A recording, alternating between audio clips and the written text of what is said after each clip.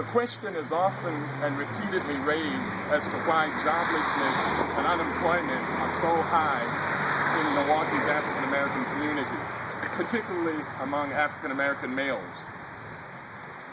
Why entrepreneurial opportunities for minorities here are documented as among the greatest in the country, and why racial disparities here are among the greatest in the nation. While there are many factors, the recent federal review and findings regarding the Westlawn project point to an important part of the answer. These findings by HUD that HACM, the Housing Authority for the City of Milwaukee, failed to comply with Section 3 requirements with respect to Westlawn are very significant.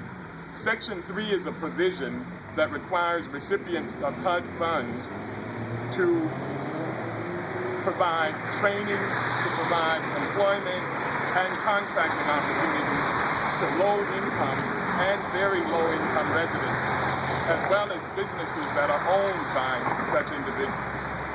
HACM received over $230 million from HUD in 2009 and 2012, over $60 million in connection with the Westlawn project. The HUD investigation resulted in finding that HACM did not comply with Section 3 on a whole host of areas. Let's just mention what some of them are.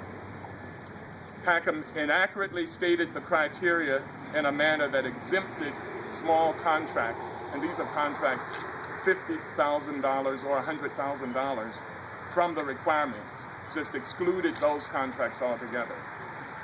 Failed to implement procedures to recruit and hire Section 3 workers, or to track even inquiries from individuals about jobs. Failed to require contractors and subcontractors to post signs with information about vacancies in the application process. Failed to connect contractors and subcontractors to a job readiness program. Failed to properly train. Provided inaccurate reporting information, did little, if any, outreach to Section 3 business concerns, did not include a Section 3 clause in its contracts and subcontracts. Not only that, the HUD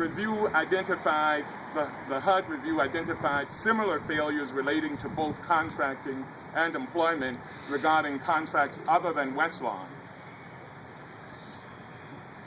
The NAACP Milwaukee branch has asserted in statements and in a complaint filed in June of 2012 with the United States Department of Justice that the city fails to comply with Section 3, as well as other requirements for participation and inclusion of African Americans and other minorities in city contracting and employment opportunities. This is specifically why the NAACP has called for a compliance audit regarding Section 3 and other provisions. We commend MICA for its advocacy on this issue, and we join and fully support efforts to obtain an adequate and appropriate resolution in this matter. We would urge and expect the city to move swiftly to take steps to address the deficiencies and to provide a remedy here. Let us be clear.